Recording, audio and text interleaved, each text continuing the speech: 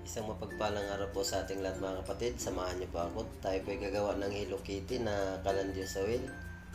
Tara, samahan niyo po ako kung paano ko po ginawa.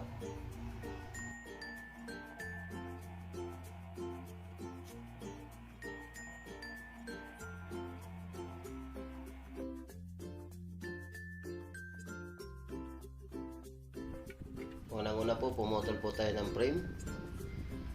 1 feet po yung haba ng ating frame, square. Ayan, 12 inches po.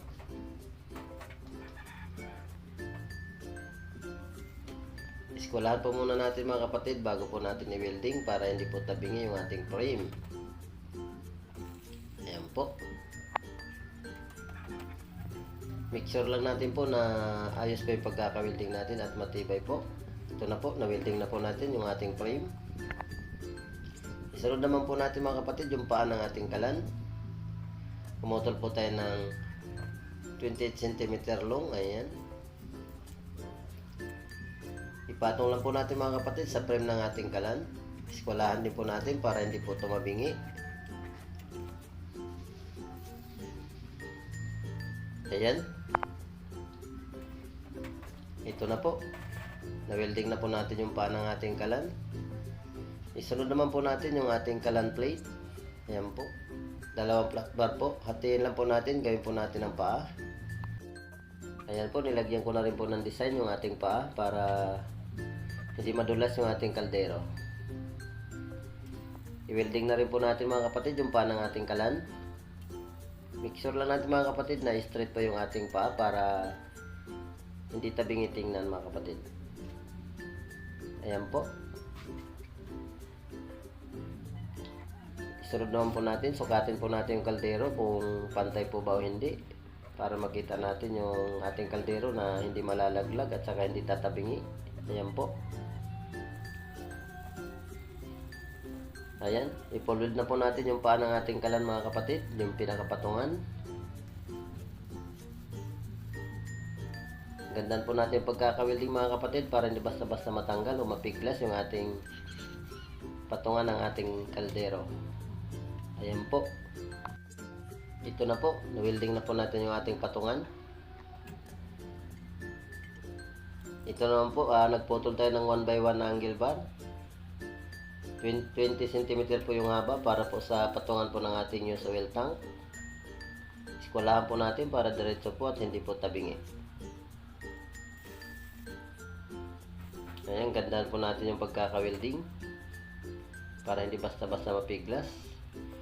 Isunod naman po natin yung pinaka bracket sa likod ng ating tangke mga kapatid. 1x1 din po na angle bar. Ayan po.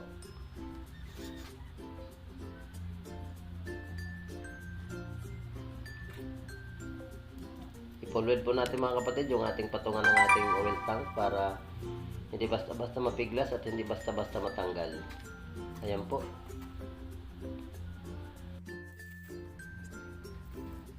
Ayan, napakadali lang po mag-welding.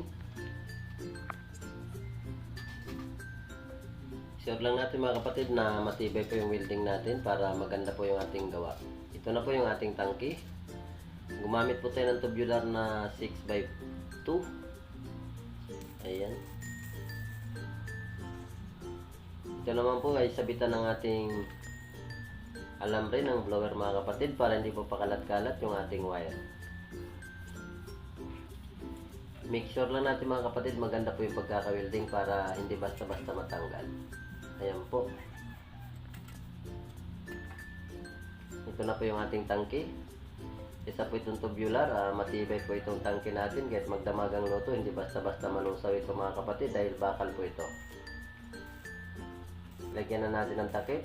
I-full weld po natin ng maayos para hindi tumagas yung ating use oil. Ayan po mga kapatid. Ito na po. Na-full weld na po natin yung takip sa gilid.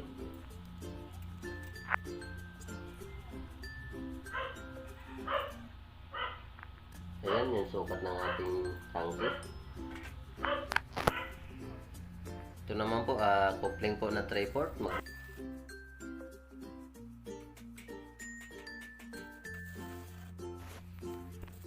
Ito po yung pinakalagayan ng ating use oil mga kapatid. Ayan, nabutasan na po natin. Ito naman po ay coupling po na 1/4 para po sa valve po ng ating tangke. Ayan. Ayan. I-welding na po natin mga kapatid yung coupling na 3/4 para sa oran po ng ating use oil patungo po sa ating tangke. Ayan po. Gandaan po natin yung pagkaka-welding mga kapatid para hindi po tumagas yung ating use oil in case po na ilagay na po natin sa ating pinaka-embodo po. Ayan, ito na po, na-full-weld na po natin. Sunod naman po natin yung coupling po na para sa oil valve. Ayan, gandaan po natin yung pagkaka-welding para hindi basta-basta mapiglas at hindi po tumagas yung ating use oil mga kapatid sa loob ng tangke. Ayan po. Napakadali lang po mag-welding. Ayan. Na-full weld na po natin mga kapatid. Oras naman po para katingan po natin yung pinakagitan na bracket ng ating tangki para mailabas po natin yung pinaka-valve natin mga kapatid. Ayan. Ito na po. Nakating na po natin mga kapatid yung pinakagitna ng ating bracket mga kapatid. Ayan. Ayan, sakto lang po yung pinaka coupling ng ating valve. Ito na po. Ayan, nagawa na po natin yung ating tangke. Sunod naman po yung flat bar po na 1x1 na para may stopper po tayo sa ating tangke at hindi basta-basta umusog. Iharang po natin sa ating tangke mga kapatid. Aganda natin yung pagkaka-welding. Ayan, ito na po. Ayan, i-full weld natin mga kapatid para hindi basta-basta mapiglas yung ating stopper. Isunod naman po natin yung kalan plate at saka elbow. Ito po yung paglagyan natin ng blower. Butasan po muna natin mga kapatid. Gamit po natin ay welding. Ito na po yung kanyang elbow at saka burner mga kapatid. Burner nozzle mga kapatid ang pangalan nito. Ayan. I-welding po muna naman natin mga kapatid yung kanyang elbow para hindi basta-basta tumagas yung kanyang langis. Ayan po. Full weld na po yung kanyang elbow. Ayan. Isunod naman po natin yung kanyang chamber. Yung sukat ng ating chamber ay 10 cm yung kanyang height. Yung kanyang diameter naman po ay 4 inches. Ayan. Makapal po yung ating chamber dahil 1/4 po ang kapal. Ayan. Make sure lang natin mga kapatid na maganda po yung pagkaka-welding para hindi basta-basta tumagas ang kanyang use oil. Ayan po, na-full weld na po natin yung ating chamber. Oras naman po para ililigtis natin mga kapatid. Buhusan po natin ng tubig para makita natin kung may tagas po yung ating winelding. Ayan po, wala pong tagas yung ating winelding. Ibig sabihin, good po yung ating pagkaka-welding. Ito naman po yung stainless plate mga kapatid para sa chamber cover anti-liyab mga kapatid. Hati-hatiin nyo lang po mga kapatid para sa pag-overlap. Nasa iyo na po kung gaano kalaki yung hati nyo po. Tsansay nyo na lang po. Pwede nyo na po gamitan ng sukat. Madali lang po ito mga kapatid. Baluktutin lang po natin sa tubo na kasing sukat po ng ating chamber. Stainless po ito mga kapatid. Hindi basta-basta malusaw. Ayan, ispat na rin natin yung kabilang dulo para hindi po bumuka. Ayan, na-ispat na rin po. Ayan. Oras naman po para i-overlap po natin yung ating takip na stainless plate sa chamber cover anti-liyab. Gumamit lang po tayo ng martilyo at saka bakal. Pukpukin lang po natin pa-overlap para hindi na po tayo gumamit ng maraming welding. At makakatipid po tayo sa kuryente. Ayan po. Ayan. Nagawa na po natin i-overlap yung takip natin na chamber cover anti-liyab. Susunod naman po ay pinakabilog po yung pinaka-ring para sa patungan po ng ating umbrella. Gumawa na rin po tayo ng bracket na bilog. Ayan. Pabilugin lang po natin mga kapatid para maganda po yung kalabasan ng kanyang apoy. Ito na po, i-welding po muna natin yung ginawa natin bilog. kinating na rin. Ito na rin po yung kanyang umbrella. Ito po yung sumasangga po sa tubig in case po na umapaw po yung ating tubig sa kaldero. Ayan. Na-welding na po natin mga kapatid yung pinaka-stopper ng umbrella. Ayan po, gandang po natin yung pagkaka-welding para hindi basta-basta matanggal, mapiglas po in case po na uminit yung ating takip. Ayan mga kapatid, isunod na rin po natin yung pinaka-stainless plate sa gilid po para sa isangga po yung kanyang apoy at hindi basta-basta hiwa-hiwalay at diretso po sa taas ng kaldero. Ito po yung stainless plate na ginawa natin. Ilagay po natin to sa gilid para hindi kalat yung kanyang apoy mga kapatid. Ito po yung kanyang trabaho. Ayan, nilagyan na rin po natin ng paa para isalpak na lang po natin diretso. Ayan, i-welding na lang natin ng maayos mga kapatid para hindi basta-basta malusaw at hindi basta-basta mapiglas. Ayan, napakasimple lang po. Ito po yung pinaka-shifting takip sa kalan mga kapatid, anti-liab. Isunod naman po natin mga kapatid, i-set up na po natin ang ating chamber na ginawa. Maglagay po muna tayo ng patungan sa harapan niya para hindi po lumagpas sa ating frame. Ayan. Patong po natin, lagyan po natin ng angle bar na dalawa. I-spot lang po muna natin mga kapatid para masilip po natin kung tabingi yung ating bracket. Ayan po.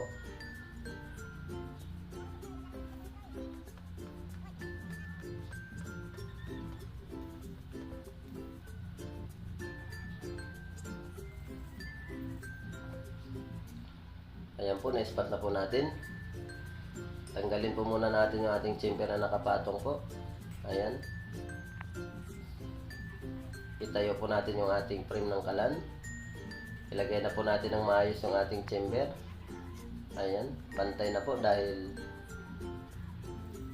may patong po sa harapan. Ayan po, i-full weld na po natin mga kapatid yung pinaka-plate po ng ating chamber. Isusunod naman po natin mga kapatid yung daluyan po ng langis.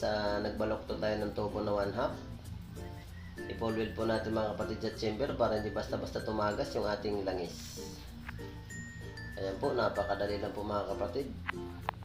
Ito naman po yung 1 inches na tubo mga kapatid para po sa lagay ng ating blower. Naglagay na rin po tayo mga kapatid. Napakapal po ng ating tubo dahil panghangin po yung ginamit kong tubo mga kapatid. Makapal po ito, hindi basta-basta malusaw mga kapatid. Ayan, ito naman po yung ating burner nozzle. Ayan po. Ito po yung posisyon ng kanyang mga butas mga kapatid. Ito na rin po yung mga bilang ng ating mga butas. First layer mga kapatid 4 pieces, second layer 8 pieces, third layer ay 8 pieces din po. Ang ginagamit natin drill bit mga kapatid ay 1.5 mm. Fourth layer ay 6 pieces at 3 hole oil distractor mga kapatid, 3 hole straight to chamber. Ayan, drill bit natin ay 2.5 mga kapatid na ginamit natin. Paalala mga kapatid, yung burner nozzle natin mga kapatid ay threaded po ito, hindi basta-basta mahirap tanggalin sa ating chamber. Ayan, naka-slanting po yung kanyang mga butas pa itaas para yung apoy po ay diretso po sa itaas. Yung kanyang oil distractor ay pababa po, yung tatlo rin po ay straight lang po sa kanyang chamber para maganda po yung kanyang sunog ng kanyang apoy. Ayan po, ito po yung kanyang oil distractor, payoko po. Ito po yung kanyang diretso sa chamber mga kapatid na butas, tatlo rin po. Bali 6 po na butas yung nasa baba. Ayan, ganun lang po kadali gumawa ng butas at saka yung burner. Patulis po yung ating burner nozzle mga kapatid para maganda po yung kanyang apoy. Ayan.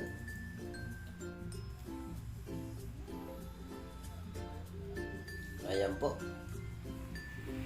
Oras naman po mga kapatid para pinturahan na po natin yung ating kalan. Para masaya naman po ang magmamayari ng ating kalan at hindi po siya lugi sa ating ginawa. Ayan po. Huwag po natin tipirin sa pintura mga kapatid yung ating kalan para kaaya-aya po tingnan. Ayan. Ito na rin po yung tangke po ng ating kalan. Pininturahan na rin po natin na yung mga mahihilig po sa Hello Kitty na kulay mga kapatid, pagkakataon na po ninyo itong kulay na ito, Hello Kitty po dahil kulay pink. Ayan po, napakaganda po ng kulay. Ito na po, subukan na po natin mga kapatid yung ating gawa. Natapos na po tayo.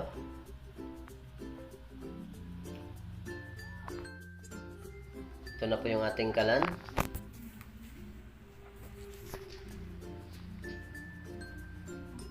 Ito na po yung ating blower speed controller mga kapatid. Ito po yung nagko-control ng ating blower.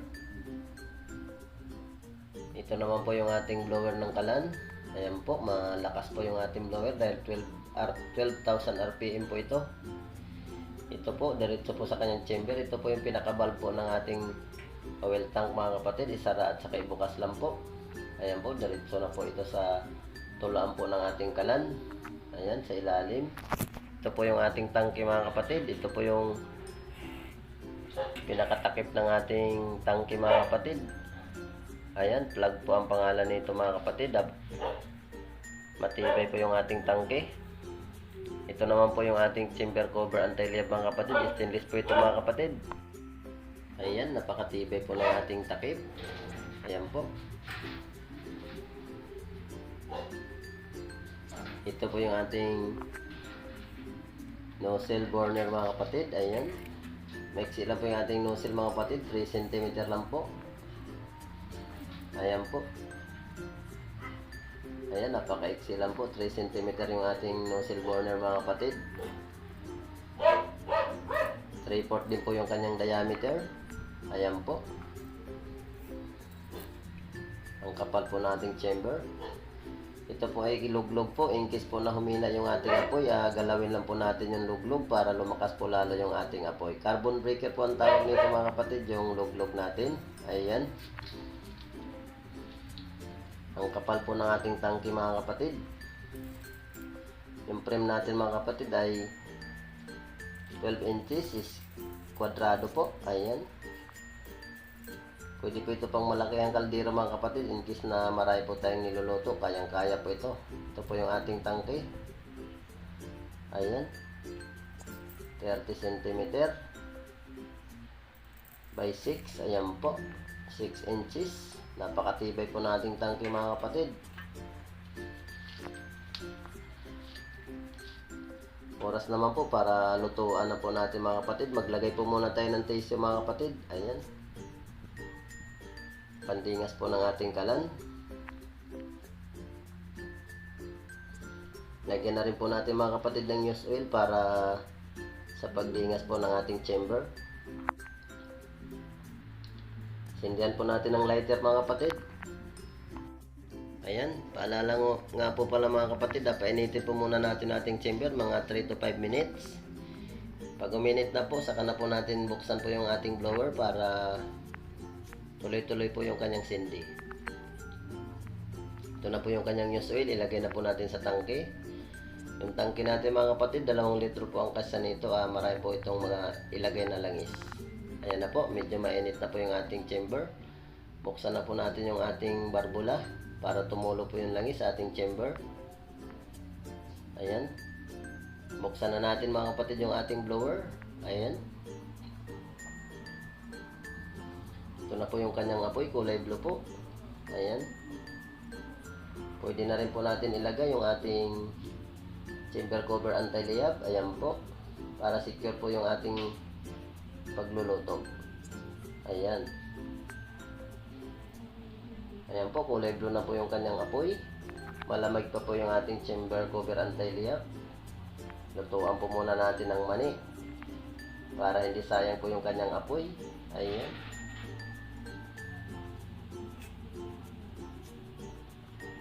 Ayan po, ang ganda po ng kanyang apoy mga kapatid. Kulay blue at saka kulay puti. Hindi po basta-basta nakakaitim ng kaldero. Ayan. Ayan po, kumulo na po yung ating niluluto. Ang ganda po ng apoy ng kalan natin mga kapatid. Napakatipid po ito sa cooking gas mga kapatid, dahil used oil po yung ating gamit. Ito na po yung sagot ng ating pagtaas ng ating cooking gas, at tangkilikin po natin ang gawa nating Pinoy. Used oil po mga kapatid ang ating kailangan. Sa nga po pala mga kapatid, huwag niyo pong kalimutan i-subscribe para mapanood niyo pa po ang mga susunod kong mga gawa. Ayan. Sa muli po mga kapatid, sana po mayroon po kayong natutunan sa tutorial ko na ito. Sana po kayong magsawang sumubaybay sa mga gawa ko po mga kapatid. Paalala mga kapatid, ang kaalaman na ito ay material na bagay lang po lamang ito mga kapatid.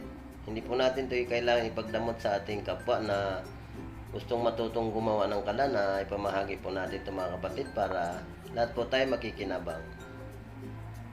Sa nga pala mga kapatid, nagpapasalamat po ako sa inyong lahat. Shout out po nga pala sa inyong lahat, sa mga baguhang nanonood, sa mga datihang nanonood na rin po.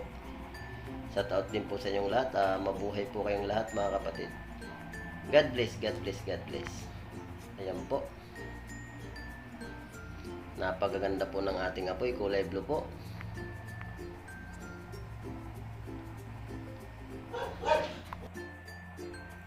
Ayan.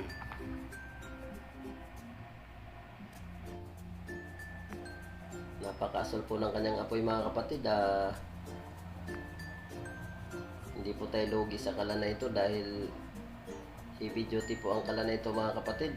Tangki po natin ay bakal po, hindi basta-basta malusaw kahit magdamagang luto po yung ating gagawin. Sa panggatong naman po, tipid po tayo sa panggatong dahil used oil po yung ginagamit natin. Napakamura lang po ng used oil mga kapatid. Mapatap po na po yung mga used oil natin na pwede na rin po nating hingiin para hindi po masayang yung ating used oil at nakakatulong pa tayo sa kalikasan. Ayan.